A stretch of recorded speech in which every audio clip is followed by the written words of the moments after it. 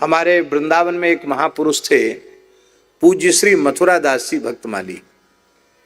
दर्शन किया होगा आपने। बिल्कुल बिना पढ़े लिखे थे, हमसे बड़ा स्नेह करते थे। हमसे कहते थे, पंडित जी मेरे राम, स्कूल नहीं बोलते थे, उस्कूल बोलते थे। मेरे राम उस्कूल का मुख नहीं देखा हूं, माने हम स्कूल में तो गए नहीं।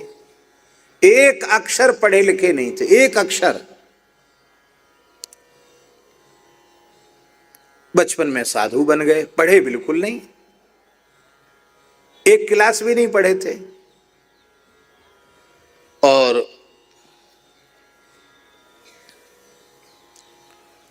पहले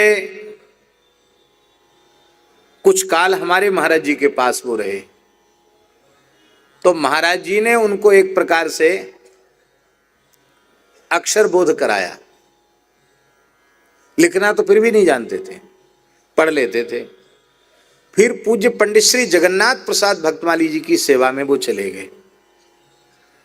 पंडित जी महाराज हमारे ब्रज की बड़ी विभूति थे और उनकी ब्रज में प्रायः कथाएं चलती रहती थी।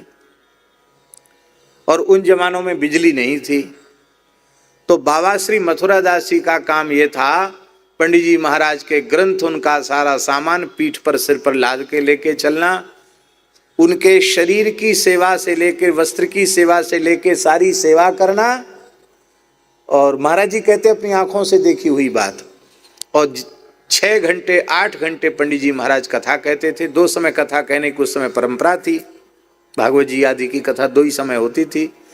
तो 6 घंटे 8 घंटे पंडित जी बोलते थे और तब तक वो लगातार पंखा लेकर पंडित जी को पंखा जलते थे। गर्मी का समय होता तो पंखा जलते खड़े खड़े। और एक महत्पुरुष की सेवा और श्रद्धा पूर्वक श्रवण का फल यह हुआ कि महाराज जी जब उन्होंने कहना शुरू किया, बाबा श्री मथुरा दास जी ने, तो वृंदावन में जब विद्वत गोष्ठियां होती थी और बड़े बड़े प्रकांड संस्कृत के विद्वान सभा में उपस्थित होते थे, और उस सभा में जब बाबा श्री मथुरा दास जी महाराज का वक्तव्य होता था तो बड़े बड़े पंडितम मन ने अपना सिर खुजलाते थे। बाबा जी सैकड़ों श्लोक बोलते चले जा रहे हैं, कहां से बोल रहे हैं बाबा जी? अमुक पुराण और अमुक पुराण, आपको सुनकर आश्चर्य होगा। संपूर्ण महाभारत बिना ग्रंथ के उन्होंने बिहारी जी में सुनाया था, मथुरा दास जी ने, संपूर्ण महाभारत। कैसी स्मृति थी उनकी, विलक्षण स्मृति थी। तो वो कहते थे, पंडित जी मेरे राम पढ़ा लिखा नहीं हूं, और सुन सुनकर जो मुझे स्मृति में आया है वही मैं बोलता हूं।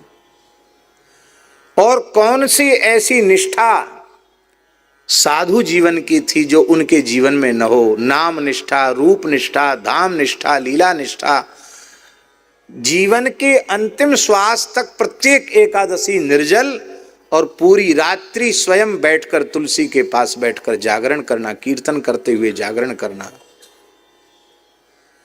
वैष्णव धर्म की कौन सी ऐसी निष्ठा थी, नहीं थी, जो पूज्य श्री मथुरा दास जी में परिपूर्ण रूप से प्रतिष्ठित न हो?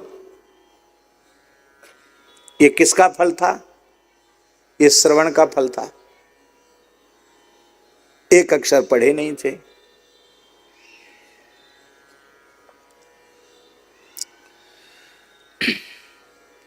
धाम निष्ठा कैसी थी?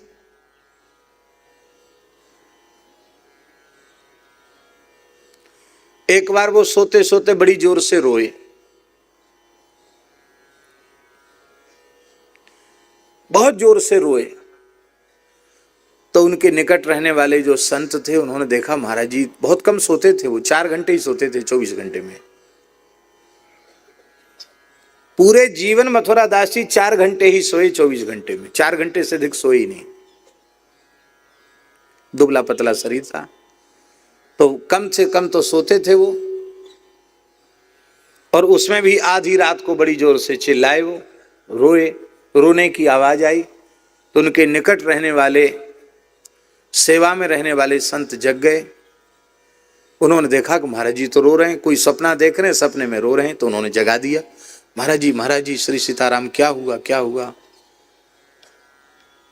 तब उन्होंने कहा, मेरे राम सपने में घूमते घूमते वृंदावन रेलवे स्टेशन चले गए और वहां लोगों ने पकड़कर हमको, 2 डिब्बा की एक ट्रेन चलती है वृंदावन से मथुरा, वो आगे पीछे नहीं जाती, वृंदावन से मथुरा, मथुरा से वृंदावन, उसका नाम है राधा रानी एक्सप्रेस। क्या नाम है उसका? नाम राधा रानी एक्सप्रेस है। बहुत दिनों से चल रही है और बहुत सस्ता किराया है और प्रायः साधुओं की तो सबसे प्रिय ट्रेन है वो। तो वहां बोले कुछ साधु थे, उन्होंने पकड़ के हमको उसमें चढ़ा दिया राधा रानी एक्सप्रेस में, वो गाड़ी चल पड़ी।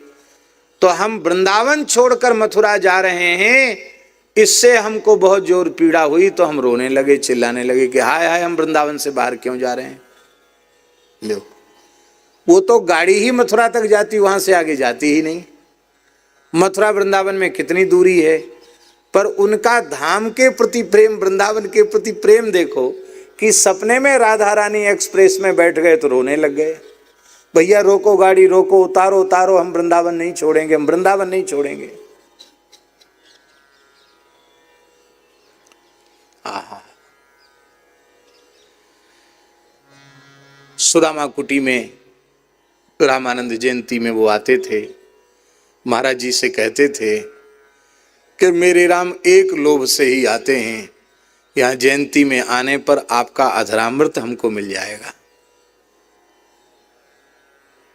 महाराज जी जितने दिन आते थे उतने दिन महाराज जी का नित्य प्रति शीत प्रसाद नित्य लेते थे। इन संतों से ही दास ने सीखा है, अब नहीं तो हमको कहा, हम तो बालक थे, हमको क्या पता कि महात्माओं के शीत प्रसाद की क्या महिमा है।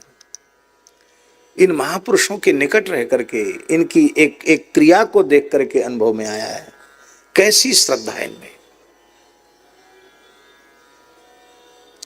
श्रुत्वाच गायंती, इतना सुनो कि सुन सुन करके गाने लग जाओ।